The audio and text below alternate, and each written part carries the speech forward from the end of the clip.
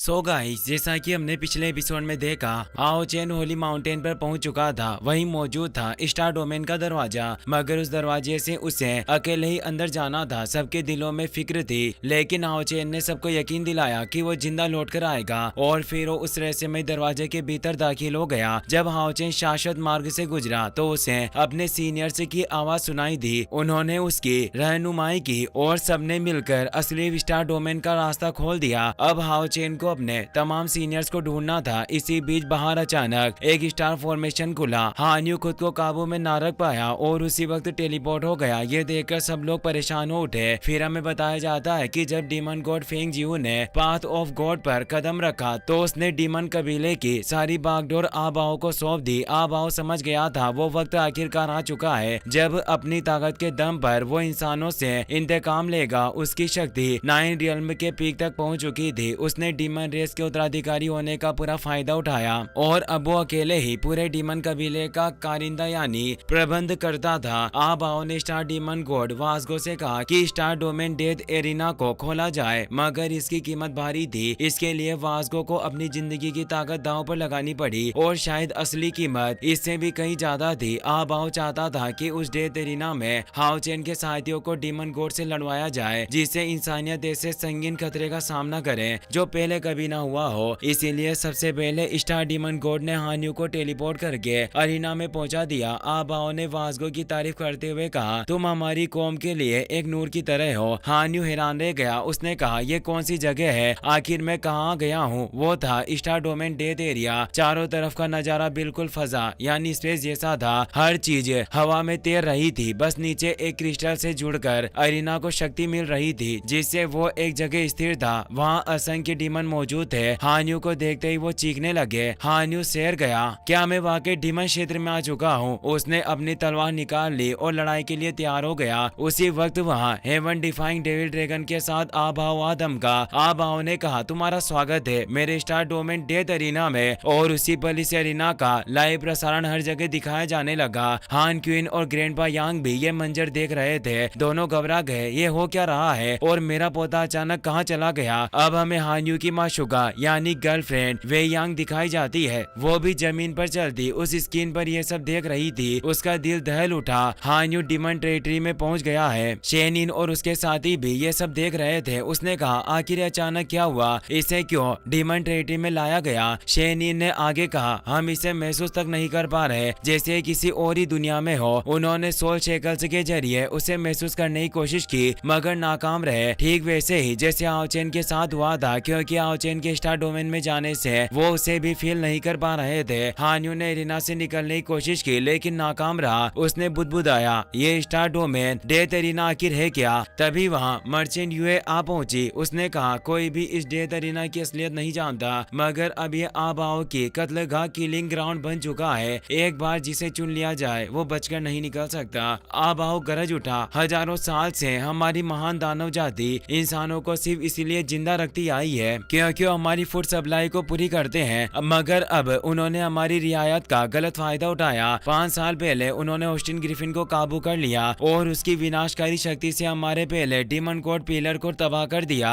उसके बाद से ये और भी बेलगाम होते चले गए। इन्होंने एक एक करके हमारे कई डीमन गोड्स का कत्ल कर दिया। हमारे 2 डीमन गोड पिलर्स तबाह हो गए। ये हमारी मानव दानव जाति के लिए सबसे बड़ी रुसवाई है कि हमने इंसानों को अपने ऊपर हावी होने दिया और अब इंसानों का ये ह्यूमिलेशन एरा हमारे लिए सबसे शर्मनाक दौर बन चुका है। इतना सुनकर हान्यू का गुस्सा भड़क उठा। उसने तलवार उठाई और पूरी ताकत के साथ आबाओ पर वार कर दिया, पर आबाओ के चारों ओर एक प्रोटेक्टिव बैरियर था जिससे उसे कोई खास फर्क नहीं पड़ता। वो कहता है, चाहे अब तक जो कुछ भी हुआ हो, हमारे ग्रेट मेजेस्टी पहले ही पाथ ऑफ गॉड पर कदम रख चुके हैं। जब वे एक गॉड की शक्ल में वापस लौटेंगे तो पूरे कॉन्टिनेंट के कायदे कानून फिर से उनके द्वारा लिखे जाएंगे। सब कुछ उनकी मुट्ठी में होगा। यह सुनकर सभी डीमन खुश होकर जोर से दहाड़ने लगे। आबाओ बोला, अब हम उस अपमान को मिटा नहीं सकते जो इन इंसानों ने हमें दिया और ना ही उस शख्स को भूल सकते हैं, पर मैं तहे दिल से वास्गो का शुक्रिया अदा करता हूँ। उन्होंने अपनी जिंदगी की कीमत की परवाह किए बगैर हमारे इस डेथ एरिना को खोल दिया। अब हम उस पूरी दुनिया से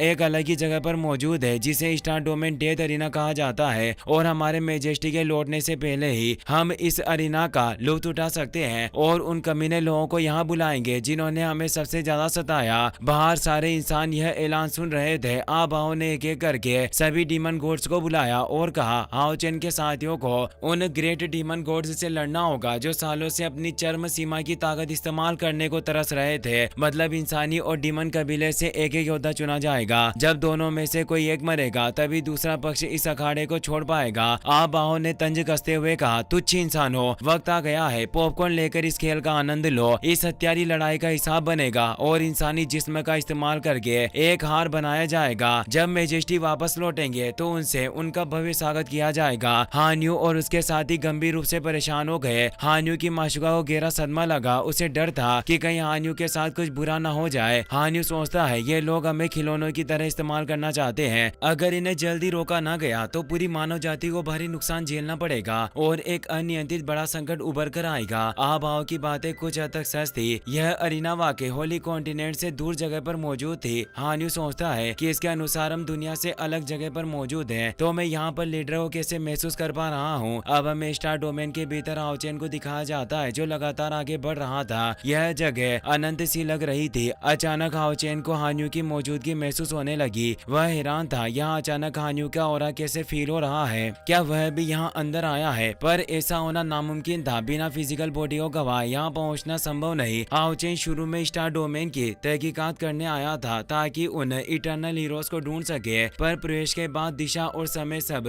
उलझ गया था। उसे अभी तक सीनियर्स का कोई निशान नहीं मिला। वह उस शुरुआती पॉइंट को भी ढूंढ नहीं पा रहा था जिससे वो इस जगह पर आया था। अब अचानक वो हान्यू को महसूस कर रहा था, पर वह नहीं जानता था कि वह किस दिशा और कितनी दूरी पर मौजूद है। बस इतना मालूम था कि वो इसी स्टार डोमेन के किसी कोने में है। वास्तव में चल क्या रहा है, यही सवाल उसके मन में था। तभी आसपास के पत्थर टूटने लगे और एक राक्षस ने उस पर अपने क्लोज से हमला करना शुरू कर दिया। वक्त रहते हाओ चेन बच गया। हाओ चेन बोला यह तो एक फालिन डेमी गॉड है जो मुझे मारने की कोशिश कर रहा है। हाओ चेन ने तलवार निकाली और उस पर हमला किया, पर उसकी तलवार राक्षस पर खास असर नहीं कर पा रही थी। वह सोचता है मेरी लड़ाई की ताकत 9 लेवल के 8 स्टेज के बराबर है, फिर भी यह असर नहीं कर रहा। तभी उसने देखा कि राक्षस के सीने पर एक गहरा घाव है, पर मेरे वार उस पर कोई प्रभाव क्यों नहीं डाल रहे। राक्षस फिर से हमला कर देता है। हाओ चेन उन हमलों से बचता रहा और अचंभे में पड़ गया। अगर मेरे वार इसे चोट नहीं पहुंचा पा रहे तो ये इतना गहरा घाव कैसे बना।